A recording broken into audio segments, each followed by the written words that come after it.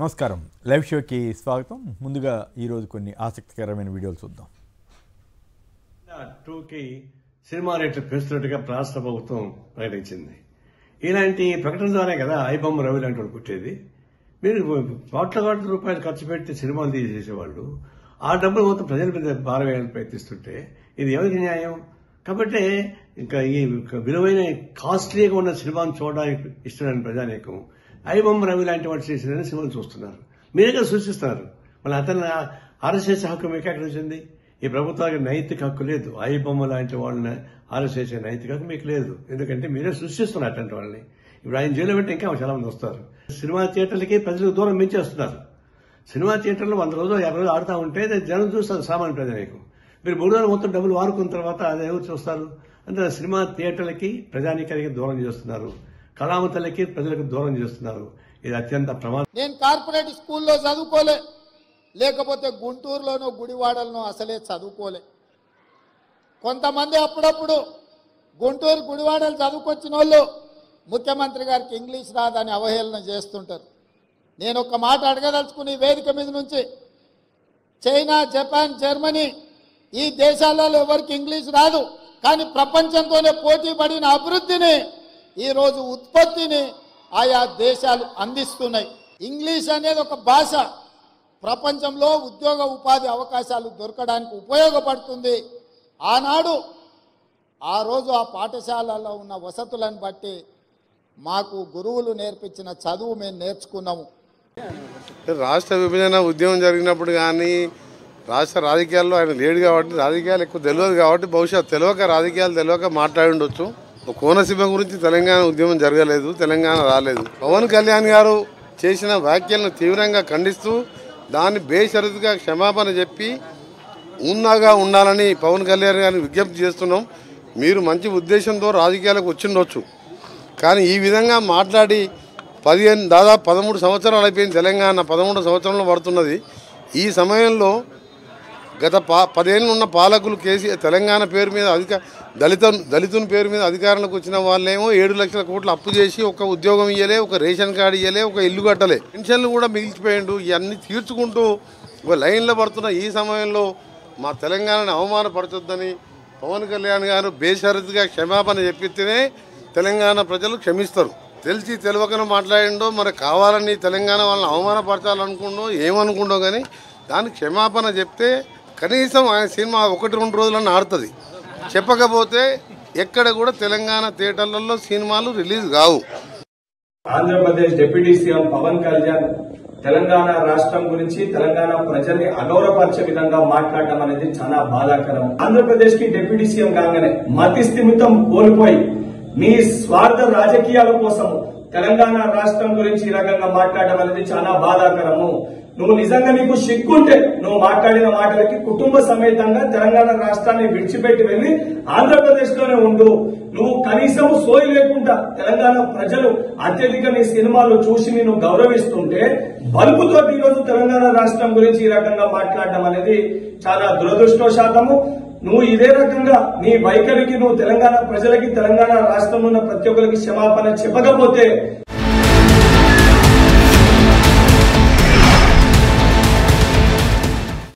కాంగ్రెస్ లో స్వేచ్ఛ ఉంది కాబట్టి 140 ఏళ్ళైనా కాంగ్రెస్ పార్టీ ఉంది.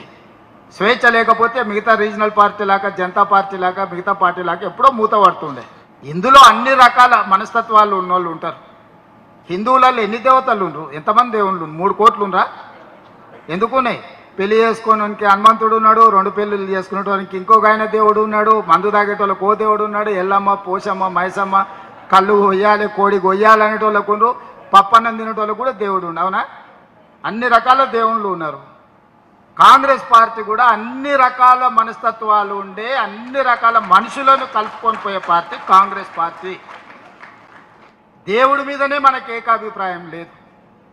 ఒక ఆయన వెంకటేశ్వర స్వామికి మొక్తా అంటే, ఒక ఆయన ఆంజనేయ స్వామికి మొక్తా అంటాడు, ఒక ఆయన లేదు నేను అయ్యప్ప మాలేస్తాను, ఇంకొక ఆయన అంటే లేదు నేను శివమాలేస్తాను, 3వ ఆయన అంటాడు. అవునా? ఇవన్నీ మనం చూస్తున్నాం కదా.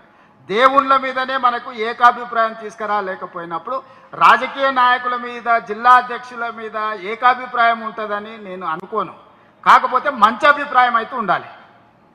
మంచి అభిప్రాయం లేకపోతే ఇక అది మనకు ఉపయోగం ఉండదు. రేవంత్ రెడ్డి గారు ఈ యొక్క రోజులోనే 2-3 రోజు మీరు గ్యాప్లోనే చాలా మాట్లాడుతూ ఉన్నారు. అన్నీ కూడా కాంట్రవర్సీ ఉన్నాయి. చాలా అంటే ఫ్రస్ట్రేషన్తో మాట్లాడుతున్నారా లేకుంటే ఏదైనా కారణాలు నాకైతే తెలియదు. కానీ ఎన్ని దేవుళ్ళు ఉన్నారు హిందువులకు? అంతమంది దేవుళ్ళు అవసరమా? Only one man one god ఉన్నారు. అసలు there is only one god who unmarried Hanuman. అంటే హనుమాన్ మీద కూడా ఆయన పెళ్లి చేసుకుంటేది, పెళ్లి చేసుకోకపోతే ఏంది? నీకైతే పెళ్ళేది కదా. హనుమంతుడికి ఇప్పుడు ఈ సమయంలో ఆయన పెళ్లి కాలేదని జనం చెప్పాలా? నువ్వు మాకు తెలియదా? అసలు పేరు తీసుకోవాల్సిన అవసరం ఏంది నీకు? అవసరము ఎందుకు? ఈ విధంగా ఈ హిందూ దేవతల్ని ఎందుకు అవమానపరుస్తూ ఉన్నారు? మాట్లాడితేనే మతం అంటారు, మళ్ళీ మీ మతం బాధలు అంటారు. మతాన్ని రెచ్చగొడుతుంది మీరు. కాంగ్రెస్ పార్టీ ఈరోజు భూస్థాపితం అవుతుంది. ఈ యొక్క తెలంగాణలో ప్రజలు మర్చిపోతున్నారు తెలంగాణలో కాంగ్రెస్ పార్టీని.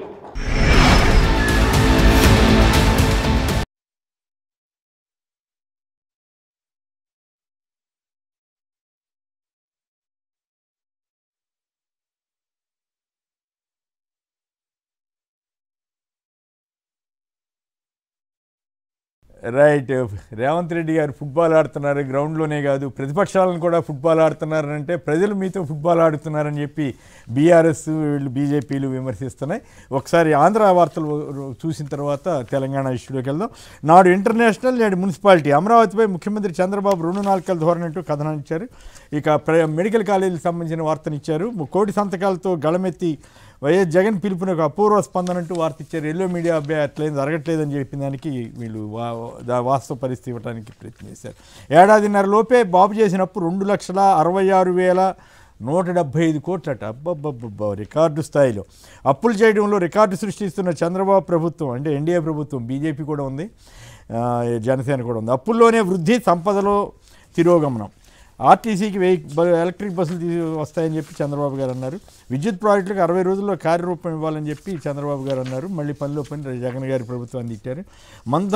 మోంధాతో నష్టపోయిన రైతులను ఆదుకోండి కేంద్ర హోంమంత్రి అమిత్ షా గారికి నివేదిక సమర్పించిన మంత్రి నారా లోకేష్. మొత్తం ఢిల్లీ స్థాయిలో కూడా లోకేష్ గారికే ఎలివేషన్ ఇచ్చే విధంగా సాగుతున్నాయి తెలుగుదేశం రాజకీయాలు. బహుశా ఆటోమేటిక్గా ఆయన వారసుడు కాబట్టి ఆ రకంగా జరుగుతుందేమో. 12 విశాఖలో కాకినాడ భూమి పూజ చేస్తారట. హిల్ 2లో మరి కొండల మీద ఎట్లా ఇస్తున్నారు? ఇక్కడ ఎకరంలో కూడా ఉండదు కాకినాడ, అక్కడ 22 ఎకరాలు, అది కూడా 99 పైసలకి ఇస్తున్నారట. ఆల్రెడీ జగన్ గారి టైంలోనే వచ్చినట్లుంది కాకినాడ. మళ్ళీ ఇప్పుడు వీళ్ళు కొత్తగా వస్తున్నట్లుగా పిక్చరిచ్చే ప్రయత్నం చేస్తున్నారు. ఇక తెలంగాణ వార్తలకు వెళ్దాం. అతిథుల పరిచయం. శ్రీ అద్దంకి దయాకర్ గారు కాంగ్రెస్ శాసన మండలి సభ్యుడు, ఆ పార్టీ అధికార ప్రతినిధి. శ్రీ మల్లయ్య యాదవ్ గారు బీఆర్ఎస్ శాసనసభ మాజీ సభ్యులు. శ్రీ ఎన్వి సుభాష్ గారు తెలంగాణ భారతీయ జనతా పార్టీ ముఖ్య అధికార ప్రతినిధి. ముందుగా ఈ రేవంత్ రెడ్డి గారు కానీ రామచంద్రరావు గారి మధ్య జరిగిన హిందూ దేవుళ్ళ వ్యవహారం, అలాగే పవన్ కళ్యాణ్ గారు తెలంగాణ ప్రజలను ఉద్దేశించి చేసిన అనుచిత వ్యాఖ్యలు దిష్టి పెట్టారు కోనసీమ కంఠం. వీళ్ళు ఎదురు హైదరాబాద్కి నీ దిష్టే తగిలింది, నువ్వు కావాలంటే ఇక్కడ ఎందుకు ఉంటున్నావు, విజయవాడ వెళ్ళిపోమ్మని.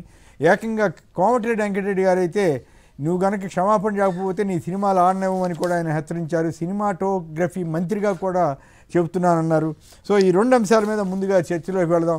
సుభాష్ గారు చెప్పండి, ఏమిటి హిందూ దేవుళ్ళ అనగానే మీరు రెడీ అయిపోతారు, ఆయన ఏదో మాట్లాడారు అనుకోండి వెంటనే మీరు నిరసనలు రసరసలు. మరి అదే ఏపీలో జరిగితే మాత్రం అసలు నోరెత్తరు, కామ్గా ఊరుకుంటారు. ఇక్కడేమో పవన్ కళ్యాణ్ గారు అక్కడ ఇష్టమైనట్టు మాట్లాడితే, తెలంగాణ ప్రజలను ఉద్దేశించి మాట్లాడితే మీరు తప్ప కాంగ్రెస్ వాళ్ళు కొద్దిగా లేటుగా అయినా అందుకుని చాలా తీవ్రంగా వ్యాఖ్యానిస్తున్నారు. బీఆర్ఎస్ వాళ్ళు కూడా తిడుతున్నారు. సో ఈ 2 అంశాల మీద మీ పార్టీకి ఏమైనా వైఖరి ఉందా?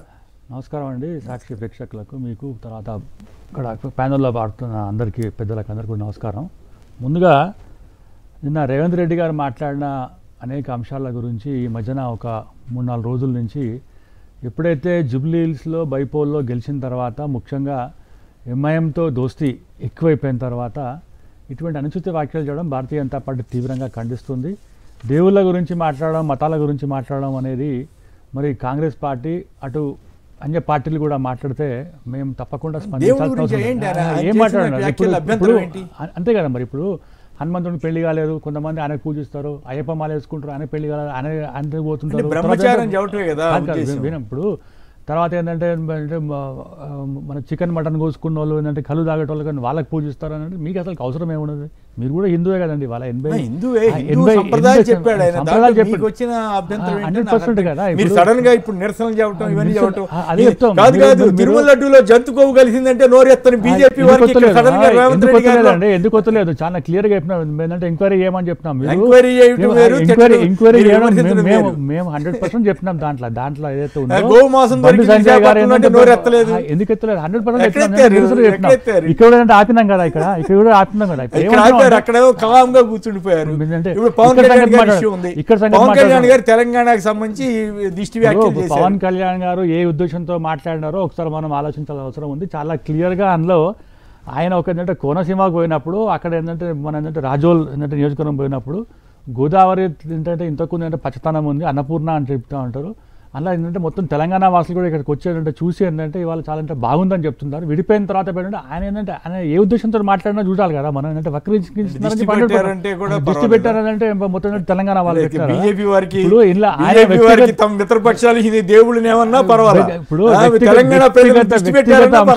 ఇప్పుడు ఆయన ఏంటంటే వ్యక్తిగతంగా మాట్లాడినారా ఏం మాట్లాడారు అదే చెప్తున్నాను. ఇప్పుడు దానికి ఏంటంటే చాలా ఏంటంటే క్లియర్ ఇచ్చినారు. వీరు అందరు కలిసి ఏంటంటే వక్రీస్తున్నారు. నేను ఏమంటున్నారంటే కాంగ్రెస్ పార్టీ ఇవాళ ఒక ఏంటంటే ఏంటంటే డైల్యూట్ సిచ్యువేషన్లో ఉందన్నట్టు. అంటే అహంతోడు ఉంది ఇవాళ. మేము ఏంటంటే గెలిచినాం కాబట్టి ఎటువంటి రేవంత్ రెడ్డి గారే అన్నారు కదా, హిందూస్ అంటే మన ఏంటంటే మొత్తం కాంగ్రెస్ పార్టీ అంటే ముస్లిమ్స్కి ఏంటంటే మొత్తం కాంగ్రెస్ పార్టీ అని చెప్పి ఆయన ఏంటంటే 100% అన్నారు కదా. బండి సంజయ్ గారు చాలా క్లియర్గా చెప్పినారు ఆ రోజు. ఒకవేళ కనుక ఇక్కడ కనుక కాంగ్రెస్ పార్టీ కనుక గెలిస్తే ఇది ఎంఐఎం పార్టీ గెలిచినట్టు ఇవాళ హిందువులు ఇవాళ అనేది మొత్తం అంటే తలెత్తుకొని తిరిగారని చెప్పి అదే నిజమైంది. ఇవాళ ఇటువంటి అనుచిత వాక్యాలు చేసినందుకు భారతీయ జనతా పార్టీ తీవ్రంగా ఖండిస్తుంది. మేము ఏంటంటే నిరసన వ్యక్తం చేస్తాం. మా ఏంటంటే మహిళా మోర్చా, యువ మోర్చా ఏంటంటే దీనికి ఏంటంటే వ్యతిరేకంగా ఈ ఒక స్టేట్మెంట్ చేస్తాం. ఇది ఒక ఫ్యాషన్ అయిపోయింది అన్నట్టు. ఇవాళ చాలా పెద్ద ఫ్యాషన్ అయిపోయింది అన్నట్టు. హిందూ దేవుళ్ళు అనేది ఎంత మాట్లాడినా కూడా పర్లేదు, కానీ ఒకవేళ కనుక నిజంగా కనుక దేవుళ్ళ గురించి మాట్లాడాలంటే రేవంత్ రెడ్డి గారు ఏంటంటే అల్లా గురించి మాట్లాడమని చెప్పండి. ఎందుకంటే మైకులు పెట్టుకొని పెద్ద అరుస్తుంటారు, ఎందుకు వేస్తుంటారు ఇవన్నీ? హనుమంతుని గురించి మాట్లాడతారు, మనం ఏంటంటే అక్కడ ఏంటంటే ఒక అమ్మవారి గురించి మాట్లాడతారు. అరే ఏంటంటే వ్యక్తిగతంగా మీకు కనుక ఇష్టం లేకుంటే మీరు ఏంటంటే మాట్లాడకపోండి. బట్ 80% ఉన్న హిందువుల గురించి మాట్లాడడం అనేది మేము చాలా తీవ్రంగా ఖండిస్తున్నాం. దీనికి తర్వాత ఏంటంటే మతానికి పట్టుబెట్టి వాళ్ళ మతతత్వమైన పార్టీ అని చెప్పి ఇప్పుడు చూడండి, ఇప్పుడు ఇదే ప్యానెల్లో ఉన్న వ్యక్తులు ఇదే అంటారు, భారతీయ జనతా పార్టీ అనగానంటే మతతత్వమైన పార్టీ, వీళ్ళకి ఏంటంటే వేరే పని లేదు అని చెప్పి. అరే మీరు అందు జరిగిపోయింది కాదు, దీనికి ఏంటంటే నిరసనిస్తాం కదా. మీరు ఏంటంటే చెప్పాల్సిన అవసరం లేదు. మీరు మీ వాదన కానీ నేను పేపర్ చదివాను, ఆయన చెప్పిన దాంట్లో ఏమిటి అభ్యంతరం అన్న పదం నాకు కనపడలా. హిందూ దేవుళ్ళు ప్రస్తావిస్తారా ఇది అని అన్నారు. చాలా మంది దేవుళ్ళు ఉన్నారు. ఇప్పుడు మాకే అభిప్రాయం ఏంటంటే అభిప్రాయం భేదాలు ఉన్నాయి. ఇది వీటిలో మాట్లాడుతుంటే దేవుడు అనేది అంటే ఒకటే అని ఉంటుంది కదా. 3 కోటి దేవుళ్ళు అంటారు మనం. 3 కోటి దేవుళ్ళు ఉన్నారు. అది అట్లా చెప్పలేదు. ఆయనకి ఏంటంటే ఒక వ్యంగ్యంగా మాట్లాడుకుంటూ అదే చూడండి. ఎందుకంటే ఇప్పుడు ఎట్లా మాట్లాడుతుంటే ఆయన వ్యక్తిగతంగా మాట్లాడుతున్నాడు. అవునంటే వ్యంగ్యంగా మాట్లాడుతున్నాడు. ఇదే మాట కాంగ్రెస్ అంటే ముస్లిం అంటే కాంగ్రెస్ అంటే యాక్సెప్ట్ చేస్తారా? అదేనండి. అప్పుడు అదేమైందంటే వ్యంగ్యం లేదు, ఇది ఏంటంటే వ్యంగ్యంగా ఉంది. అంతే కదా. మరి అదే చెప్తున్నాం కదా. మీరు ఏంటంటే ప్రతిసారి ఏంటంటే ఈ యొక్క మతాన్ని గురించి రెచ్చగొట్టి తర్వాత ఏంటంటే మా మీద ఏంటంటే మతం గురించి మాట్లాడడం అనేది మేము ఏంటంటే దీన్ని అంటే వ్యతిరేకిస్తున్నాం. పాయింట్ కాదు, రుసరుసలాట కాదు, 100% అంతే కదా. మరి మాది ఏంటంటే పొలిటికల్ పార్టీ, మేము ఏంటంటే చూస్తూ ఊరుకుంటామా? ఇది మేము దయాకర్ గారిని అడుగుదాం. దయాకర్ గారు చెప్పండి, ఏమిటి మీరు హిందూ దేవుళ్ళని అవమానించే విధంగా, హిందూ మతాన్ని ఇబ్బంది పెట్టే విధంగా మీరు మాట్లాడారని అంటున్నారు. మరోవైపు పవన్ కళ్యాణ్ గారు ఏం పెద్ద సీరియస్గా తీసుకోవట్లేదు, తెలంగాణ ప్రజల దిష్టి తగిలిందని అన్నా కూడా ఆయన ఏమంత పెద్ద ఏదో వ్యక్తిగత పాయింట్ అన్నట్టుగా మాట్లాడుతున్నారు. సో రెండిట్లోనూ అట్లాగే ఆంధ్రలో జరిగిన ఈ సంబంధించిన మాత్రం ఎక్కడ బీజేపీ నోరెత్తలేదు. జంతు కోల్సిందన్నా, భూమానం దొరికిందన్నా. ఇక్కడ మాత్రం రేవంత్ రెడ్డి గారు ఒక్క మాట అనగానే నిరసనలు రుసరుసలు సందడి చేయబోతున్నారు ఇవాళ. మరి పవన్ కళ్యాణ్ గారి దిష్టి వ్యాఖ్యలు హిందూ మతానికి సంబంధించి నిజంగానే రేవంత్ రెడ్డి గారు వ్యంగ్యంగా మాట్లాడారా మన సుభాష్ గారు చెబుతున్నట్లుగా? గుడ్ మార్నింగ్ కొమ్మినేని గారు, ఇద్దరు పెద్దలకు కూడా. బీజేపీ అట్లా చేయకపోతే మనం ఆశ్చర్యపోవాలి, కానీ దాంట్లో కొత్త ఏమున్నది. ఇప్పుడు పవన్ కళ్యాణ్ లో వాళ్ళకి వ్యతిరేక భావం కనిపించలే. ఎందుకంటే వెనకేసుకొని రావాలి కదా, మోడీ పప్పినే కదా పవన్ కళ్యాణ్. కాబట్టి తెలంగాణ వాళ్ళు కూడా తెలంగాణలో తెలంగాణను అవమానించే విధంగా వ్యవహరించినా కూడా పొత్తు కాబట్టి వ్యతిరేకించరు. మీరు పొత్తు కాలేదనుకోండి, కొమ్మినేని గారు డిఫరెంట్ అయినా కూడా మీరు కూడా కాంగ్రెస్ కి అనుకూలంగా మాట్లాడుతున్నారు, మీ మీద కూడా ట్రోల్స్ పెడతారు. విన్నారా? కాబట్టి వీళ్ళతో కేవలం మతం ఏదో వీళ్ళ సొంతమైనట్టు, మతం వీళ్ళదే అన్నట్టు. ఇప్పుడు వాస్తవానికి ఎల్లమ్మ లేకపోతే మన మైసమ్మ, జాగ్రత్తగా మాట్లాడండి, మళ్ళీ ఏదైనా తేడా వస్తే మీ మీద కూడా మీ దిష్టి బొమ్మలు కూడా. ఇప్పుడు వాళ్ళు చేసిందేమో నేను భరించలేదా? వెనకటికి ఇది పాకిస్తాన్ కి సంబంధించిన దాంట్లో లేకపోతే రామునికి సంబంధించిన దాంట్లో చేసిన దాంట్లో ఏంటో వాళ్ళకున్న పనే అది, ఇంకా వేరే పని ఏమి ఉండదు. కానీ నేనేమంటున్నా అంటే ముఖ్యమంత్రి గారు అన్న దాంట్లో తప్పు వ్యంగ్యం అని అంటున్నారు. వ్యంగ్యం అని అంటే ఇప్పుడు ఊళ్ళల్లో ఉండదా? ఇప్పుడు మా సుభాష్ గారు నాన్ వెజ్ తింటారా సుభాష్ గారు? మీరు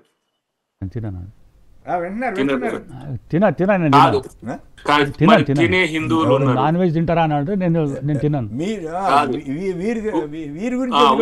ఊళ్ళల్లో మనవడిని మీరు అట్లా అడుగుతారా?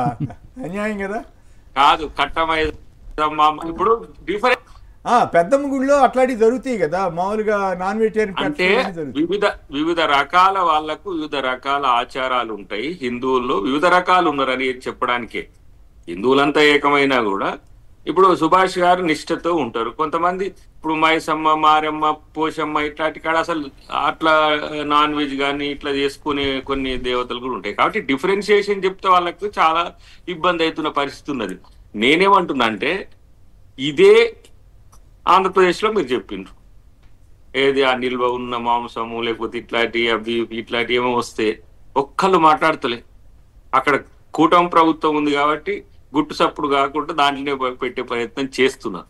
కాబట్టి డ్యూయల్ సాండ్ ఒకటి. ఇప్పుడు ఒక మాట అనుకుందాం, మాకు ఇక్కడ ఎంఐఎం మా క్యాండిడేట్ కు మద్దతు ఇవ్వచ్చు కాక, ఏది జూబ్లీహిల్స్ లో. ఎంఐఎం బీహార్ లో ఎవరితో అడ్డగా ఉన్నది? ఎంఐఎం కానీ జనసూరజ్ పార్టీ కానీ. రాజకీయాలకు వచ్చినప్పుడు ఎంఐఎం బీజేపీకి రెండవ పార్టీ అని అంటారు చాలా మంది. అది వాస్తవం కాదా అనేది మనకు ఉత్తరాంచల్ ఎన్నికల్లో తెలుస్తుంది. ఇక్కడ 7 సీట్లు వచ్చిన ఎంఐఎం అక్కడ 5 సీట్లు వచ్చింది. ఉత్తరప్రదేశ్ లో ఎవరి దన్నుతో చూసి పోటీ చేస్తుంది అనేది అందరికి తెలుసు. అది రాజకీయ కోణం. కానీ మత కోణంలో మతం బీజేపీది మాత్రమే కాదు, మతం అందరి. ఇప్పుడు మేము మా దాంట్లో వాళ్ళు ఒక విచారధారనే చేస్తారనుకోండి. ఇప్పుడు నాగాలాండ్ లో బైబిల్ ఎందుకు పంచుతామని వాళ్ళు ఇచ్చిండ్రు? మరి నాగాలాండ్ లో వాళ్ళ మేనిఫెస్టోలో బైబిల్ పంచుతామని ఉన్నది. జెరూసలేం కూడా ఇచ్చారు, జెరూసలేంకి ఫ్రీగా పంపుతామని కూడా ఇచ్చారు. అట్లా ఉంది. తర్వాత ఇప్పుడు ముస్లిమ్స్ వాళ్ళ పార్టీలో లేరా? ఒక్కళ్ళు కూడా లేరా? ఏకంగా అద్వానీ గారి రిలేషన్స్ ఉన్నాయి, ఇతర ముఖ్య నాయకుల రిలేషన్స్ కూడా ఉన్నాయి. కానీ ఇది వాళ్ళు వాళ్ళ రాజకీయం కోసం చేసే ఎత్తుగడ మాత్రమే తప్పితే మరొకటి కాదు. ఇప్పుడు నేను గతంలో కూడా చెప్పిన, పాకిస్తాన్ కి పోయిన మోడీ గారిని ఏ రోజు కామెంట్ చేయలేదు. ప్రోటోకాల్ లేకుండా ఉక్రెయిన్ మీదుగా పోయి మా నవాజ్ షరీఫ్ వాళ్ళ అమ్మ ఇంటికి పోయి వాళ్ళ అమ్మ దీవెనలు తీసుకొని వాళ్ళ మనవరాలు బర్త్డేలు కూర్చుంటే మోడీ మాత్రం పాకిస్తాన్ అంటే మాత్రం వ్యతిరేకం అన్నట్టుగా మనం అనుకోవాలి. ఎవడన్నా కొంచెం అటు ఇటు అని మాట్లాడిండి అనుకోండి, ఎవడు కథం దేశంలో కదా అంతర్జాతీయ ఫేమస్ అవుతాడు వాడు. అంటే ఈ తరహా ఒక ధోరణి బీజేపీ మానుకోకపోతే ఎన్ని రోజులు కొత్తగా ఏమి ఉండదు. అందుకనే బీజేపీ విధానాల విషయంలో ఎక్కడ కూడా ఎక్కడికక్కడికి మారిపోతాయి.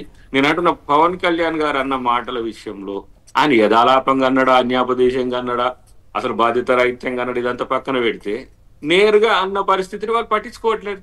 మాకేం అవసరం లేదు, మాది అసలు మాకు సంబంధించిన అంశం కాదు, కరెక్టే అంటప్పుడు కనీసం ఇది ఈ విధంగా తప్పు జరిగిందనే దానికి కూడా వాళ్ళకి ఈగో వచ్చింది.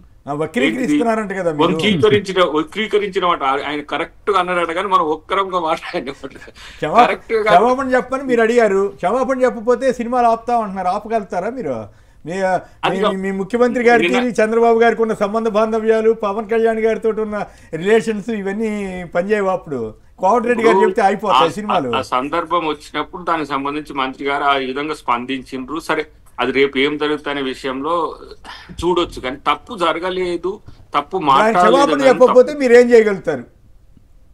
అదే చేస్తారు. ఇప్పుడు ఆయన ఏ విధంగా నిరసన చెప్పాలనుకున్నాడో ప్రభుత్వం తరపు నుంచి నీ సినిమాలకి ఇక్కడ రాయితీలు ఉండవు ఆడనీయం అనే స్థితి వచ్చింది. ఇంకా వేరే ఉద్యమ నాయకులు ఉన్నారు, అసలు ఇట్లా అంటావని వాళ్ళ ప్రెషర్ వేరే ఉంటుంది. బట్ వేరే తెలుగు ప్రజలు చాలా సంతృప్తిగా సంతోషంగా ఉన్నారు. విడిపోయినప్పుడు కొంత బాధలు ఉన్నాయి, ఆంధ్రప్రదేశ్లో ఇంకెక్కువ బాధ చూసిన నేను. కానీ ఇప్పుడిప్పుడే కుదురుకుంటున్న వాళ్ళ మధ్యన ఈ స్పర్ధలు పెంచడం ఎందుకు? ఇప్పుడు మన ఏంది కోనసీమ అందాలను చూసి అందరం సంతోషపడతాం కానీ మనం ఏడుస్తాం. పోయి గోవాకు పోయో లేకపోతే కేరళకు పోయో ఖర్చు పెట్టుకొచ్చేదానికి మన ఆంధ్రప్రదేశ్కి పోతే మన తెలుగు రాష్ట్రం అని చెప్పి పోయి సంతోషపడతారు తప్పితే తెలంగాణలో దృష్టి జరిగింది కోనసీమ ఎండిపోయిందని ఈ బాధితరహితమైన ప్రకటనలు ఎంత ఇర్రెగ్యులర్ గా ఉన్నాయి. నేనైతే మీకు తెలుసు కదా, ఎప్పుడైనా మేము పోతే వైజాగ్ పోయినా, రాజమండ్రి పోయినా, కాకినాడ పోయినా మాకు అదొక సంతోషం. ఏంటంటే ఇప్పుడు విడిపోయి ఉండొచ్చు కానీ ఒక బ్రేక్ తీసుకోవాలి, మీరు క్లోజ్ చేయండి, బ్రేక్ తర్వాత మళ్ళీ మాట్లాడచ్చు. ఎస్, ఏది ఏమైనా భాజపా పక్షపాత ధోరణి. ఇప్పుడు భాజపా గురించి ఇక్కడనైతే పెద్దగా మాట్లాడేది లేదు. అక్కడ కూడా ఆయన మైనర్ స్టేక్. నేను చిన్న వీడియో పెడితే మొత్తం వైరల్ అవుతుంటారు. ఏందమ్మా ఏమన్నా టీడీపీకి ఇట్లా ఏమన్నా వీళ్ళ మీద ఏమైనా రాజకీయ కుట్ర ఇదే బదనాం చేయడానికి చేస్తుందా అన్నట్టుగా కనపడ్డది నాకైతే. కాబట్టి వాళ్ళిద్దరి మధ్యన కూడా స్పర్ధలు ఉన్నాయి, కానీ సందర్భానుసారం అవసరార్థం కలిసి ఉంటున్నట్టుగా నాకు కనబడుతున్నది. ఏదైనా మరి టీడీపీ కూడా విమర్శ చేయాలి కదా, ఇట్లా అనడము తప్పు అని అనాలి కదా. వాళ్ళు కూడా అంటలేరు, బీజేపీ కూడా అంటలేరు. కాబట్టి పవన్ కళ్యాణ్ టీడీపీ వాళ్ళకు లక్ష్యం ఉందంట, కొన్ని వ్యాఖ్యలు వస్తున్నాయి. పవన్ కళ్యాణ్ గబ్బడితే మనకింద అట్లాగే ఉంటాడులే, ఇబ్బంది లేకుండా ఉంటది, మనం మోర్ లాయల్టీ ఉంటాడనేది వాళ్ళ లక్ష్యం అంట. ఒకటి వాస్తవానికి పవన్ కళ్యాణ్ మెచ్యూర్డ్ పొలిటీషియన్, ఇదంతా పక్కన పెడితే బోల్డ్ గా కొన్ని స్టేట్మెంట్స్ ఇస్తుంటాడు మనోడు. ఇది దీనివల్ల కొంత ఇబ్బందులే అంటే బోల్డ్ అంటే అప్పుడోటి ఇప్పుడోటి చాలా ఉన్నాయిలేండి అవన్నీ. ఇప్పుడు దాంట్లో పరస్పర విరుద్ధంగా మాట్లాడటంలో ఆయన చంద్రబాబు గారితో పోటీ పడుతున్నాడు, అది వేరే విషయం. తెలుగు ప్రజల మధ్య వైరాలు సృష్టించకుంటుంటే మంచిదని. ఇది కరెక్ట్. ప్రాంతాల మధ్య మతాల మధ్య వైరాలు సృష్టించుకుంటుంటే బెటర్. మల్లయ్య గారు చెప్పండి, ఏది ఒక పక్కమో రేవంత్ రెడ్డి హిందువుల మీద అనుచిత వ్యాఖ్యలు చేశారు, హిందూ దేవుళ్ళ మీద అని బీజేపీ వారు, ఇంకో పక్కేమో మీరు కాంగ్రెస్ వాళ్ళు పవన్ కళ్యాణ్ తెలంగాణ ప్రజల్ని దిష్టి అంటూ అవమానకరంగా మాట్లాడారని మీరు విమర్శిస్తున్నారు. సో ఈ రెండు ఇప్పుడు ఏంటి కరెంట్ టాపిక్స్, బర్నింగ్ టాపిక్స్, ఎవరు కరెక్ట్ ఎవరు కాదు? ఈ దేశంలో ఉన్న దేవుళ్ళందరినీ పెటెంట్ రైట్స్ బీజేపీ వాళ్ళకి ఇవ్వలేదు కదా, మతం పేరు మీద దేవుడిని అడ్డం పెట్టుకొని వాళ్ళు మత రాజకీయాలు చేయడానికి. కాబట్టి వారు రాజకీయంగా వాడుకునే ప్రయత్నం రేవంత్ రెడ్డి గారు చేసిరు. ఇలా ఉదాహరణలు ఉపమానాలు ఇచ్చి, అంతకుముందు ఎన్నికలలో యాదగిరిగుట్ట పోయి లక్ష్మీనరసింహస్వామి అన్నాడు, వరంగల్ పోయి భద్రకాళి మీద ఒట్టు అన్నాడు. అన్ని రకాలుగా దేవుళ్ళని ఒట్టేసి మామూలుగా నమ్మించే ప్రయత్నం ఆ రోజు చేశారు. కాబట్టి ఎవరికి అవకాశం వచ్చినంత వరకు వాళ్ళు ఆ ఉదాహరణలతోని ఉపమానాలతోని వాడుకునే ప్రయత్నం చేస్తున్నారు. దేవుళ్ళను కూడా వాడుకోవడానికి రాజకీయ నాయకులు, రాజకీయ పార్టీలు ఈ రోజు ఆలోచిస్తూ ఉన్నాయి, సందర్భానుసారంగా ఆ క్రమంలోనే. ఇవాళ ఎవరు కూడా మామూలుగా రాజకీయ నాయకులు స్టేట్మెంట్లు ఒక రోజుకు 2 రోజులకు ఇస్తున్నారు, కానీ దాని మీద ప్రజలు స్పందించే పరిస్థితే లేదు. ఎందుకంటే రాజకీయ నాయకులు అని అంటే వాళ్ళ అవసరాల కోసం ఏదైనా మాట్లాడతారు, లేదు పట్టించుకోవాల్సిన అవసరం లేదు అనే ఒక భ్రమలోకి ప్రజలు కూడా వచ్చేసారు. ఇవాళ పవన్ కళ్యాణ్ తెలంగాణ వాళ్ళు చేసేది, తెలంగాణ వాళ్ళు లేకపోతే ఈరోజు ఆంధ్రాకి పరిస్థితి వేరే రకంగా ఉంటది. కాబట్టి ఆయన సినిమాలు నడిచేది ఇక్కడ, నివాసం ఉండేది తెలంగాణలో, అన్ని రకాలుగా వాడుకుంటూనే ఆయన ఏదో మొత్తం మామూలుగా ఈ ఆంధ్ర ప్రాంతాన్ని బ్రిటిష్ ద్వారా బాగు చేసింది, కాటన్ ద్వారా బాగు చేసింది వదిలిపెట్టి ఈయనేమో ఇప్పుడు కొబ్బరి చెట్లు పెట్టినట్టు, కొబ్బరి చెట్లు తెలంగాణ వాళ్ళ దిశ తగిలి నాశనం అయినట్టు మాట్లాడితే, ఇంకా మరి ప్రాంతాల వారీగా ఆయనకి దేశవ్యాప్తంగా ఫ్యాన్స్ ఉన్నారంటారు. సినిమాలు అన్ని రాష్ట్రాలలో నడవాలి, కలెక్షన్లు దాంతోనే రావాలి, ఆర్థికంగా దాంతోనే బలపడాలి. ఆయన పెళ్లిళ్ళు చేసుకునేటప్పుడు కులాలతోని సంబంధం లేదు, ప్రాంతాలతో సంబంధం లేదు, మతాలతో సంబంధం లేదు. ఇవాళ ఇక్కడికి వచ్చేటప్పటికి ప్రాంతంలో కొబ్బరి చెట్లు మొత్తం ఆయనే పెడితే దిశ తగిలిందని చెప్పేసి మాట్లాడితే ఎందుకంటే విడ్డూరం ఏముంటది. కాబట్టి ఇవాళ కేవలం రాజకీయ అవసరాల కోసం మాట్లాడుతున్నారు. వాస్తవానికి వెంటనే పవన్ కళ్యాణ్ క్షమాపణ చెప్పాల్సిన అవసరం ఉంది. ఈ మాటల్ని కూడా విరమించుకోవాల్సిన అవసరం. అయితే జనసేన వాళ్ళు వక్రీకరించారని వివరణ ఇచ్చారు తప్ప ఆయన క్షమాపణ చెప్పడానికి సిద్ధంగా ఉన్నట్లేరు. మరి ఆయన సినిమాలు ఆడవనేమో కోమటిరెడ్డి గారు హెచ్చరిస్తున్నారు. కోమటిరెడ్డి గారు, పొన్నం ప్రభాకర్ గారు, వాకిటి శ్రీహరి గారు వీళ్ళందరూ కూడా తీవ్ర స్థాయిలో విమర్శలు చేశారు. ఏం జరుగుద్దంటారు? ఆయన క్షమాపణ చెబుతాడంటారా? చెప్పపోయినా కూడా కాంగ్రెస్ పార్టీకి వాళ్ళకున్న సంబంధ బాంధవ్యాలు రీత్యా చంద్రబాబు గారికి ఉన్న బాంధవ్యాలు రీత్యా రేవంత్ రెడ్డి గారే తగ్గుతాడా, పవన్ కళ్యాణ్ గారు తగ్గుతాడా? ఇవాళ అధికారంలో ఉన్న కాంగ్రెస్ నాయకులు వెనువెంటనే ఆయనకు ఒక డిమాండ్ పెట్టి తప్పకుండా రేపు సినిమాల సంగతి తర్వాత హైదరాబాద్ లో అడుగు పెట్టకుండా చేయొచ్చు కదా. అట్లా చేస్తారు? సినిమాలు ఆపి అధికారం దేశంలో ప్రజాస్వామ్యం ఎవరు ఎక్కడికైనా వెళ్ళొచ్చు కదా. అదే రకంగా మాట్లాడొచ్చు అని ఆయన అంటాడు. బట్ మీరు అధికారంలో ఉన్నారు కదా, సినిమాలు ఆడకుండా చూసే పరిస్థితి ఎక్కడ ఉంటుంది? మీకు అభిమానులు ఎవరు పోయి ఆపుతారు? మీ చేతిలో ఉన్న అధికారం ప్రకారం సెన్సార్ బోర్డును పెట్టి ఆపే అధికారం కూడా మీకు లేదు కదా. సెన్సార్ లో కూడా వాళ్ళకుండే విశేష అధికారాలు వాళ్ళకున్నాయి కదా. పైన చంద్రబాబు నాయుడు గారు ఉన్న తర్వాత ఈ రాష్ట్రంలో 2 రాష్ట్రాల ప్రభుత్వం ఆయన నడుపుతున్న తర్వాత ఇక్కడ మీరు సెన్సార్ బోర్డుతో సినిమాలు ఆపే అధికారం మీకు ఎక్కడ ఉంటుంది? చంద్రబాబు కాబట్టి 2 రాష్ట్రాలు ఇప్పుడు రేవంత్ రెడ్డి గారు ఆయన పడిన కష్టమంతా మీ ఒక్క మాటలో పోయింది, మొత్తం పోయింది. చంద్రబాబు గారు నడుపుతున్నారండి. వారి అనుభవాన్ని వాడుకుంటున్నా అని అంటున్నారు. 2 రాష్ట్రాలని ఉమ్మడి రాష్ట్రంగా ఉన్నప్పుడు నడిపించిన అనుభవాన్ని తెలంగాణ అభివృద్ధి కోసం నేను కూడా వాడుకుంటున్నా అని చెప్పేసి రేవంత్ రెడ్డి గారే పరోక్షంగా అనేక సందర్భాలలో చెప్తున్నారు కదా. రైట్. పవన్ గారు హైదరాబాద్ నుంచి. పవన్ గారు నమస్కారం, మాట్లాడండి. హలో సార్, నమస్కారం అందరికి. హలో హలో మాట్లాడండి, వినపడుతుంది. సార్, ఇది పవన్ కళ్యాణ్ గారు వెంటనే తెలంగాణ ప్రజలకు తెలంగాణ ప్రభుత్వానికి క్షమాపణ చెప్పాలి సార్, కంపల్సరీ. ఎందుకంటే ఆయన ఉండడం ఇక్కడ, చేయడం ఇక్కడ, బతకడం ఇక్కడ, తెల్లారు లేస్తే అక్కడ పోయి మళ్ళీ సాయంత్రం వచ్చి ఫ్లైట్లలో వచ్చి ఇక్కడ ఉండడం ఇట్లా మళ్ళీ మమ్మల్ని అనడం ఏంటి సార్? ఆయన తప్పు కదా. అంటే తప్పని సంగతి మరి వాళ్ళు వక్రీకరించారంటున్నారు కదా జనసేన వారు. వక్రీకరణ అట్లనే అంటారు సార్, కానీ వీడియోలు ఉన్నాయి, అన్ని ఉన్నాయి కదా సార్. మరి అంటే కోమటిరెడ్డి గారు వీళ్ళు స్పందించారు కానీ రేవంత్ రెడ్డి గారు వీళ్ళెవరు బీజేపీ వారు కానీ ఎవరు మాట్లాడట్లేదు కదా, ఆయన జోలికి వెళ్ళట్లేదు కదా. అదే బీజేపీ గురించి కూడా చెప్పనికే పోతున్నాను సార్. ఇప్పుడు బీజేపీ వాళ్ళు తెలంగాణలో రేవంత్ రెడ్డి ఇట్లా అన్నాడని అందరూ కామెంట్ చేస్తున్నారు కదా. అవును. మరి అక్కడ ఏపీలో అంతగానం దౌర్జన్యం అవుతుంది తిరుపతి లడ్డు మీద, తిరుపతి ప్రసాదం మీద, దాని మీద కలిపి అది ఆవునేవి జంతువునేవి అని ఒక్కరు మాట్లాడరేం సార్ వీళ్ళు? మరి అక్కడ గోమాంసం ఎగువతోతున్నా బీజేపీ నేతలు చక్కగా కళ్ళారకుండా చూస్తా కూర్చున్నారు. కనీసం నోరు ఇప్పుడు మాట్లాడలేదు. పవన్ కళ్యాణ్ గారు కూడా మాట్లాడారు. ఆయన ఏమంటున్నాడు సార్, పవన్ కళ్యాణ్ ఏ ఉద్దేశంతో అన్నాడో, ఏ పరిస్థితుల్లో అన్నాడో చూడాలి కదా మనం అంటున్నాం. అట్లంటే మరి ఏంటంటే రేవంత్ రెడ్డి గారు ఏంటంటే ఏమన్నారు? ఇప్పుడు రేవంత్ రెడ్డి గారు అంటే హిందూ దేవుల గురించి అన్నారు. కేసీఆర్ గారు ఏంటంటే కరీంనగర్కి పోయినట్టు హిందూగాలు బొందుగాలు అన్నారు. మీరు అసలు ఎందుకు మాట్లాడరు చెప్పండి? అసలు హిందువుల గురించి అసలు ఎందుకు మాట్లాడరు? పవన్ కళ్యాణ్ గురించి మాట్లాడుతున్నారు కదా. మేము ఏమంటున్నాం, బాధ్యతలు గల ఉన్న నాయకులు ఎవరైతే ఉన్నారో ఎవరైనా కూడా ఇటువంటి వివాదాస్పద జరిగింది. ఇప్పుడు అక్కడ అది కాదండి, ఇప్పుడు అక్కడ ఏమంటున్నానే, అక్కడ ఉప్పు నీళ్ళు ఎక్కువ వచ్చినాయి. ఉప్పు నీళ్ళు వచ్చే వరకు ఏంటంటే ఇది జస్ట్ జరుగుతుంది. సో ఆయన కనుక అటువంటి మాట కనుక అనే ఉంటే అటువంటి మాట అనద్దు అని చెప్తున్నాం. దానికి ఏంటంటే చాలా క్లియర్ చెప్పారు.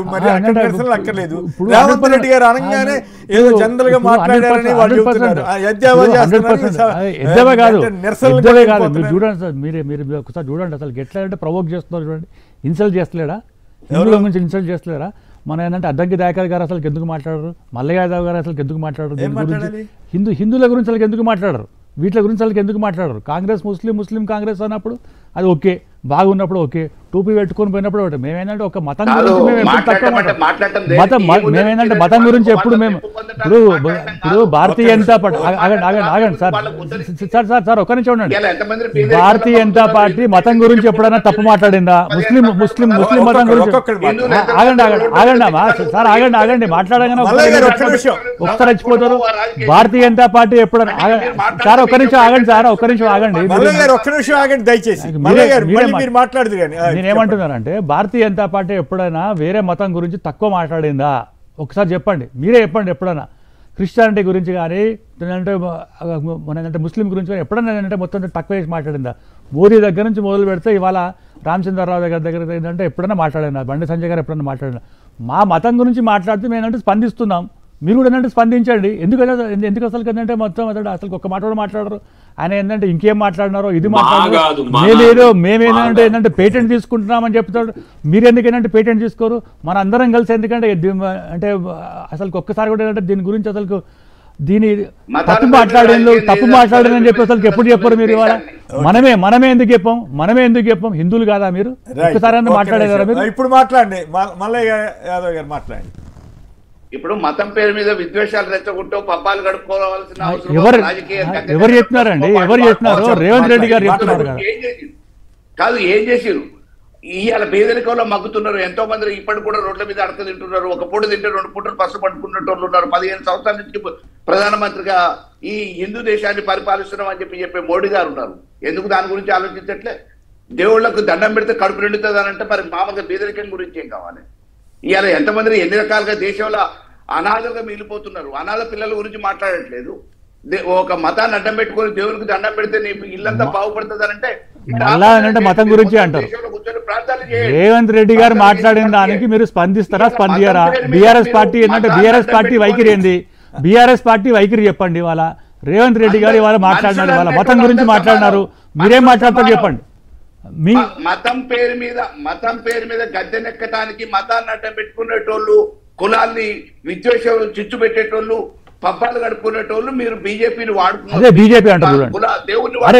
నేను ఒకటి అడుగుతుంటే మీరు ఒకటి మాట్లాడుతున్నారు. రేవంత్ రెడ్డి గారు మాట్లాడిన దానికి మీరు ఏంటంటే దానికి ఏంటంటే సపోర్ట్ చేస్తారా, వ్యతిరేకిస్తారా? ఆయనకి నమ్మకమే లేదు పోయి దేవుళ్ళ మీద నమ్మకం లేదు.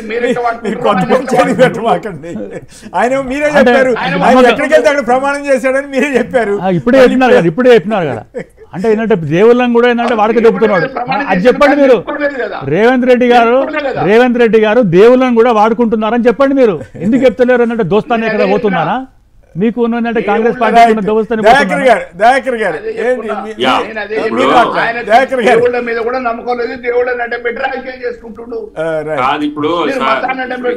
ఒక్క నిమిషం మల్లయ్య గారు ఆగండి. ఇప్పుడు రేవంత్ రెడ్డి గారు మాట్లాడిందా అంటే తప్పు అనిపిస్తే వాళ్ళు చేసుకోవచ్చు నిరసనలు. ఎవడు వద్దంటూ అనుకునేటోడు ఎవడు లేడు కానీ వాళ్ళు అనుకుంటే. కానీ రేవంత్ రెడ్డి గారు తప్పు మాట్లాడిండ్రు అని వాళ్ళు చేయడం తప్పు. రేవంత్ రెడ్డి గారు అందరి గురించి మాట్లాడిండ్రు, అన్ని మతాల గురించి కూడా మాట్లాడిండ్రు. మా దాంట్లో అన్ని విచారధారుల మీద గౌరవం ఉంటుంది. కాంగ్రెస్ పార్టీలో మీకు ఉండదు కాబట్టి తలనొప్పి. ఇలా ముస్లిం అయినా, క్రిస్టియన్ అయినా, సిక్ అయినా, లేదంటే బుద్ధిస్ట్ అయినా మా పార్టీలో అకామిడేట్ కాగలుగుతాడు. అది ఆ మింగిల్నెస్ అనేది కాంగ్రెస్ లో ఉంటుంది. కాంగ్రెస్ అంటేనే కలయిక. ఇక బీజేపీ ఏంటంటే ఇక మాది అంటారు, మనది అన్నారు అసలు ఫస్ట్. అంటే మిగతా వాళ్ళందరినీ కూడా ఇతర మతాలు చేస్తారు. అది బీఆర్ఎస్ ఉండని, బీజేపీ ఉండి. గతంలో ఒకసారి కేసీఆర్ ఇప్పుడు కరీంనగర్ లో కొంత ఆవేశంగానే మాట్లాడి వీళ్ళ ట్రాపుల్ని పడి, అప్పుడు ఇక కేసీఆర్ నెట్ ట్రోల్ చేసిన మనకు తెలియదా?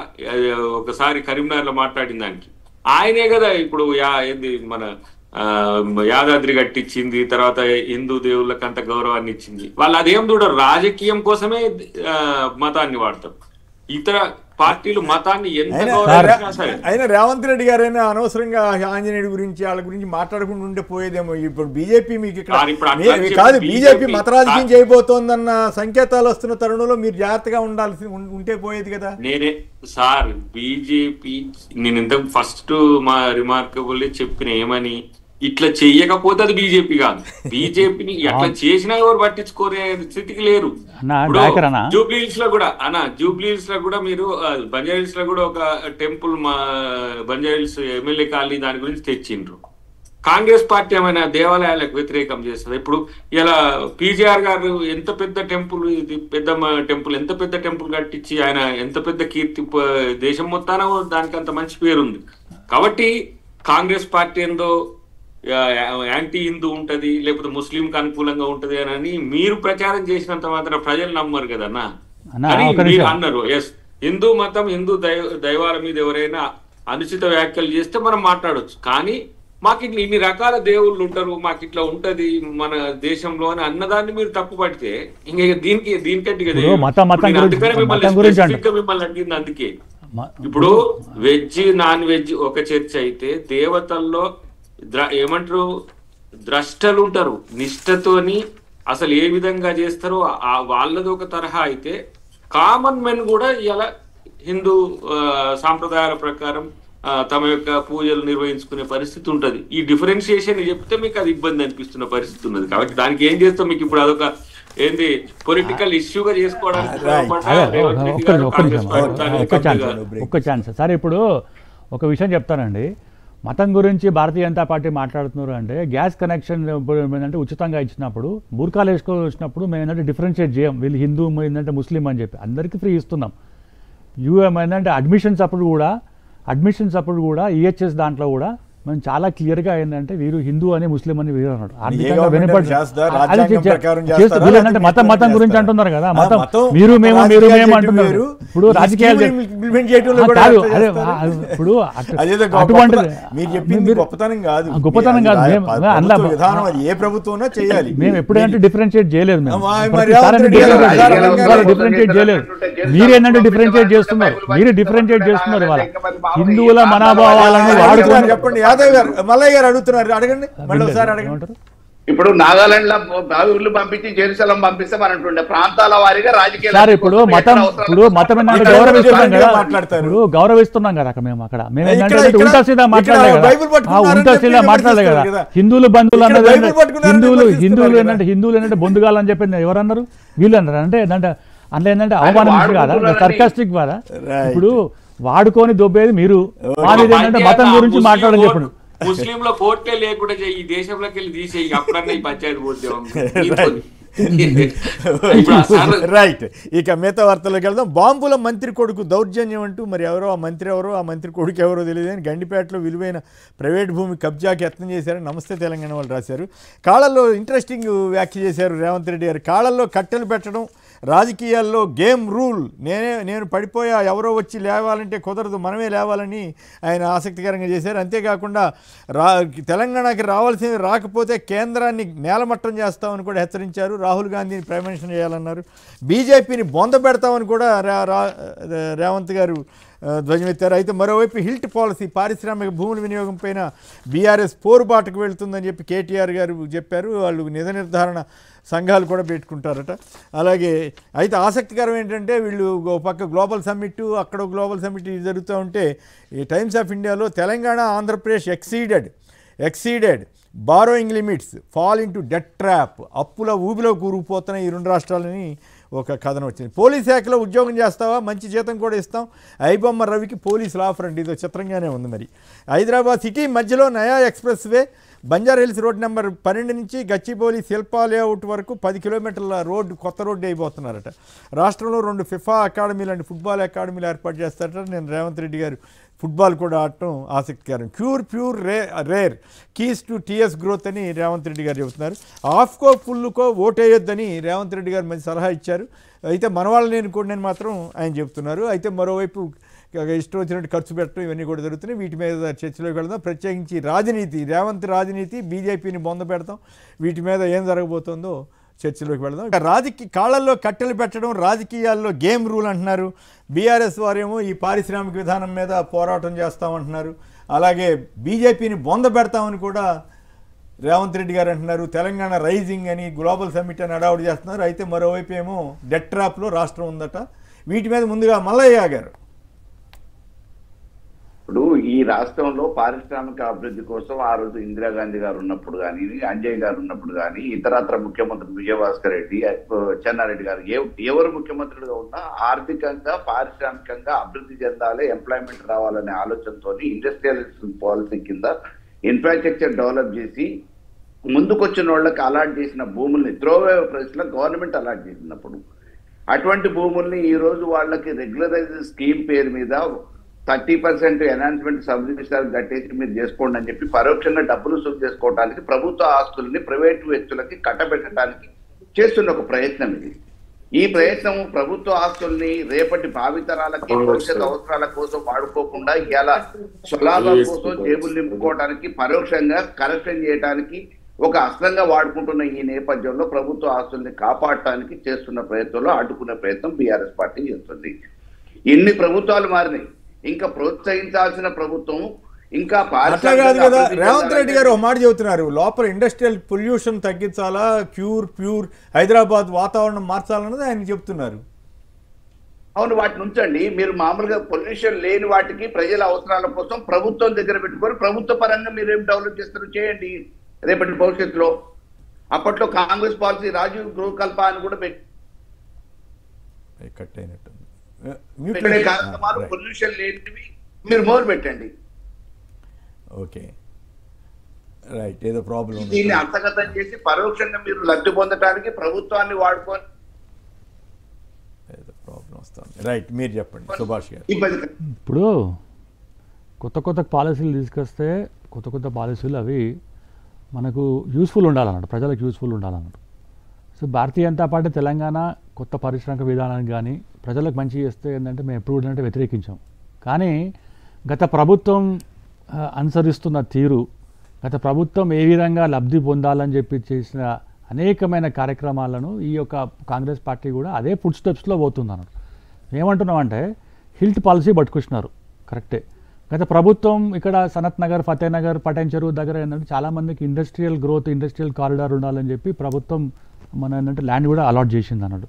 అదొక ఏంటంటే మొత్తం స్పెసిఫిక్ పర్పస్ కోసం అలాట్ చేసింది. ఇవాళ రేవంత్ రెడ్డి గారు ప్రభుత్వం వచ్చిన తర్వాత ల్యాండ్ కన్వర్షన్ అని చెప్పి దాంట్లో అక్కడ ఉన్న ఏదైతే ఏంటంటే మొత్తం సబ్ రిజిస్టార్ వాల్యూకు 30% పెడుతున్నారు. ఇప్పుడు ఒక్కొక్క దగ్గర 5 కోట్లు 10 కోట్లు ఉన్న ఎకరానికి ఇవాళ అక్కడ ఏంటంటే సబ్ రిజిస్టార్ వాల్యూ ఏంటంటే 30 లక్షలు 40 లక్షలే ఉందన్నాడు. దాని మీద ఏంటంటే 30% లేకుంటే 50% తీసుకుంటున్నారు. దీనివల్ల రాష్ట్ర ఖజానాకు లాస్ అవుతుంది అన్నాడు. దీని గురించి మేమేమంటున్నాం, దీని మీద నుంచి మీరు కనుక నిజంగా కనుక చిత్తశుద్ధి కనుక ఉంటే ఈ యొక్క ఏంటంటే దీనికి మొత్తం ఏంటంటే ల్యాండ్ ఎవరికైతే అలాట్ చేసినారో ఆ ల్యాండ్ ఇవ్వాలంటే ఇష్యూ పోయింది కదా, ఇవాళ ఇండస్ట్రీస్ లేవు కదా, అది మీరు ఏంటంటే ప్రభుత్వం తీసుకోండి, అది తీసుకుని ఏంటంటే ఆక్షన్ పెట్టండి, దాని మీద లేకుంటే అంటే వేరే డెవలప్మెంట్ చెప్పినట్టుగా కాళ్ళల్లో కట్టెలు పెడుతున్నారు, రాజకీయాల్లో గేమ్ రూల్ అని మనమే లేవాలని చెబుతున్నారు. మీరు కూడా కట్టెలు పెడుతున్నట్టు అనుకోవాలా? ఇప్పుడు కట్టెలు పెట్టేది కాంగ్రెస్ పార్టీ లోపలనే. నేను ఎప్పుడు ఒకటే మాట చెప్తాను, రేవంత్ రెడ్డి గారికి చాలా క్లియర్గా ఒక భయం పుట్టుకుంది అన్నట్టు. భయం బుగులు అంటారు తెలంగాణ భాషలో, బుగులు. అదే రైజింగ్ అని చెప్తున్నాను. అదే చెప్తున్నాను అంటే ఈ ఖమ్మం బ్యాచ్ ఒకటి ఉందనండి, తర్వాత ఏంటంటే నల్గొండ బ్యాచ్ ఉంది. ఈ 2 బ్యాచ్లు ఏమంటే రేవంత్ రెడ్డి గారిని ఎట్లెట్లా కుర్చీ నుంచి తిప్పాలి అని చెప్పిందంటే వాళ్ళే కట్టలు పెడుతున్నారు. మేము పెట్టాల్సిన అవసరం లేదు. మేమేంటంటే పాలసీ మీద, తర్వాత ఏంటంటే గవర్నమెంట్ మీద వ్యతిరేకం మీద, వారు ఇచ్చిన హామీల మీద ఏంటంటే మొత్తం ఏంటంటే పోరాటం చేస్తాం. కానీ మాకేంటంటే పట్టలు పెట్టాల్సిన అవసరం లేదు. కాంగ్రెస్ పార్టీలో మీరు చూసినారు కదా, మీరు ఏంటంటే సీనియర్ నాయకులు అదే బొంద పెట్టినారు. ఇవాళ ఏంటంటే ఇదే Telangana rising, Telangana role model అని చెప్పి అంటే బీహార్కి పోయినారు కదా. బీహార్లో ఏమైందండి? బీహార్లో ఓట్ చోరీ అన్నాడు, 0 అయిపోయింది. తర్వాత ఏంటంటే బీసీ రిజర్వేషన్స్ అన్నాడు, 0 అన్నారు. తెలంగాణ రోల్ మోడల్ అన్నారు, 0 అన్నారు. ఎంఐఎంకి ఏంటంటే ఇంకా ఎక్కువ ఏంటంటే సీట్లు వచ్చినాయి, వారే చెప్తున్నారు అన్నట్టు. కాంగ్రెస్ పార్టీ ఎక్కడ పోయిందండి? 125 సంవత్సరాల కాంగ్రెస్ పార్టీ గురించి మాట్లాడుకుంటే బీహార్లో కనీసం ప్రతి ఎలక్షన్స్లో ఒక రికార్డ్ బ్రేక్గా ఏంటంటే రాహుల్ గాంధీ గారి నేతృత్వంలో సెంచరీ కొడుతున్నారు. ఎక్కడ పోయినా కూడా ఓటమి. దానికి ఇవాళ ఏమంటారు? ఇవాళ ఎలక్షన్ కమిషన్ ఆఫ్ ఇండియా మీ చేతుల్లో ఉంది సార్ అనే దాని మీద ఏంటంటే మమ్మల్ని ఎలిమినేట్ చేస్తున్నారు, దానివల్ల మేము ఓడిపోతున్నాం అని చెప్పి ఒక ఫాల్స్ నెరేటివ్ పట్టుకొస్తున్నారు. ఇవాళ మన ఏంటంటే మధ్యప్రదేశ్ వాళ్ళు మీరు చూడండి, మీరు ఎక్కడెక్కడ ఏంటంటే 3-4 సార్లు 4 సార్లు 5 సార్లు 6 సార్లు భారతీయ జనతా పార్టీ ఎందుకు పడుతుంది? దీనికి ఒకటే కారణం ఏమంటారంటే వారు ఓడలేక, వాళ్ళు ఏంటంటే గెలవలేక మా మీద ఏంటంటే బురద వెళ్తుంది. దయాకర్ గారు చెప్పండి, వీటన్నిటికి సమాధానం చెప్పండి. ఇది కట్టెల్లో లక్షల కోట్ల అవినీతి అంటున్నారు. ఇప్పుడు హైదరాబాద్ డెవలప్మెంట్ మీద వాళ్ళు ఏం చేయరు, బీజేపీ ఏం చేయదు. కానీ హైదరాబాద్ పాలసీ ఇప్పుడు హిల్ట్ తెచ్చినా ఇంకేది తెచ్చినా దాన్ని వ్యతిరేకిస్తుంది. ఇప్పుడు 30 కిలోమీటర్స్ రేడియస్ కంప్లీట్ అయింది, 60 కిలోమీటర్ రేడియస్ కూడా RRR సంబంధించి కూడా వాళ్ళు పర్మిషన్స్ విషయంలో ఎన్ని ప్రాబ్లమ్స్ చేసిండ్రో మీకు తెలుసు. కానీ ఇప్పుడు నేనంటున్నది ఏంటంటే ఏమైనా సహకరిస్తుందా బీజేపీ రాష్ట్రానికి? కనీసం వెల్కమ్ అని చెప్తున్నాను ఇప్పుడే, వెల్కమ్ అని చెప్తున్నాను. రాజకీయాల కోసమైనా ఒక మోడల్ గా హైదరాబాద్ కు మేము ఇది తెచ్చినాం, హైదరాబాద్ కు మేము తల మానికంగా ఉండేటట్టు ఈ ప్రాజెక్ట్ చేసినాం, ఏది ఉండదు. మళ్ళీ అందరికంటే అన్ని రాష్ట్రాల కంటే తెలంగాణకి ఎక్కువ పైసలు ఇచ్చినట్టే పెడతారు వాళ్ళు. చర్చ పెడితే ఇప్పుడు 11 లక్షల కోట్లు చెప్తారు, ఈ 10 సంవత్సరాల్లో 11 లక్షల కోట్లు ఇచ్చినామంటాడు మా కిషన్. నేనేమంటున్నా అంటే ఒక రిమార్కబుల్, ఇప్పుడు ఒక ఎయిర్పోర్ట్ ఉన్నదని అంటే రాజశేఖర రెడ్డి గారి హయాంలో జరిగింది. ఒక ఔటర్ రింగ్ రోడ్ కట్టిందంటే కాంగ్రెస్ హయాంలో రాజశేఖర రెడ్డి గారు కట్టిండ్రు. ఒక పీవీ ఎక్స్ప్రెస్ వే పెట్టిందంటే కాంగ్రెస్ పార్టీ చేసింది. ఒక మెట్రో తెచ్చిందంటే కాంగ్రెస్ పార్టీ తెచ్చింది. బీజేపీ ఏం తెచ్చింది? 8 సీట్లు వచ్చినాయి, కానీ ఏం లేదు. అది విమర్శనే చేస్తుంది అనేది తెలుసు. తాళల కట్టెలంటే బీజేపీ చేస్తున్నది అదే. బీజేపీ ఏతర ప్రభుత్వాలు ఎక్కడున్నా సరే, ఇప్పుడు ఏదో చంద్రబాబు నాయుడు గారు, నితీష్ కుమార్ గారు అవసరం 2 అవసరాలు కాబట్టి వాళ్ళని ఏదో గెలిపిస్తున్నాడు, వాళ్ళకి ఏదో ఇచ్చినట్టు చేస్తున్నాడు. కానీ మిగతా రాష్ట్రాలు ఎక్కడ కూడా బీజేపీ ఇతర ప్రభుత్వాలకు సహకరించే పరిస్థితి లేకపోయా. అసలు కాంగ్రెస్ ప్రభుత్వం అనేది యూరియా ఇవ్వడానికి ఇబ్బంది అయింది. ఇక అక్కడ ఆంధ్రప్రదేశ్ లో కూడా కొరత వచ్చి ఉండే గత లాస్ట్ మూమెంట్ లో కూడా. కానీ ఎక్కడ బీజేపీ పాలిత రాష్ట్రాల్లో యూరియా కొరత రాదు, ఒక ఉద్యమం జరగదు, ఒకటి ఏది జరగదు, అన్ని పోతాయి. ఇంకా గుజరాత్ కి అయితే వద్దన్నా కూడా ప్రతి ఒక్కటి అహ్మదాబాద్ కి నడుచుకుంటూ పోతా ఉన్న పరిస్థితి ఉండదు, అది మెట్రో రైల్ కానీ ఇంకేదన్నా కానీ. కానీ ఇవాళ మేము డిపెండెంట్ ఎకానమీ ఏం లేము. అందుకనే ఇప్పుడు రేర్ కానీ ప్యూర్ కానీ లేదంటే క్యూర్ దాన్ని తెచ్చిందే ఎకనామిక్ జోన్స్ గా వాటిని డివైడ్ చేసి మాకు మేమే సంపద సృష్టి చేసుకోవాలని ఒక ఆలోచనతోని ఈ ప్రయత్నం రైజింగ్ అని పెట్టిండ్రు. దానికి ఏమైనా వీలుంటే సహకరించండి, ఎట్లా మీరు సహకరిస్తారని ఆశపడడం కూడా అత్యాశే దృష్టిలో, కానీ సహకరిస్తే మంచిది. రైట్. యాదవ్ గారు చెప్పండి, సంక్షిప్తంగా ఒక మాటలు చెప్పండి. కట్టెలు పెట్టొద్దు అంటున్నారు, కట్టెల గురించి రాజనీతి గురించి చెప్తున్నాడు రేవంత్ రెడ్డి గారు. సంక్షిప్తంగా టైం అయిపోయింది, దయచేసి ఒక్క మాటలు చెప్పండి. ప్రభుత్వ ఆస్తుల్ని పరోక్షంగా వాళ్ళ జేబు సంస్థలుగా వాడుకునే ప్రయత్నం చేస్తే ప్రతిపక్షాలుగా మేము మౌనం వహించుకుంటూ వాళ్ళు చేసేదానికి భజన చేసుకుంటూ చప్పట్లు కొట్టలేం కదా. తప్పకుండా ఉన్న వాస్తవాన్ని ఉన్నది ప్రజలకు చెప్తాం. తప్పకుండా వాళ్ళు మంచి చేస్తే చెడు చేస్తే చెడు అంటారు. రైట్. అద్దంకి దయాకర్ గారు, మల్ల యాదవ్ గారు, ఎన్వి సుభాష్ గారు, అందరికి కూడా ధన్యవాదాలు. ఇది నేటి చర్చా కార్యక్రమం. నమస్కారం.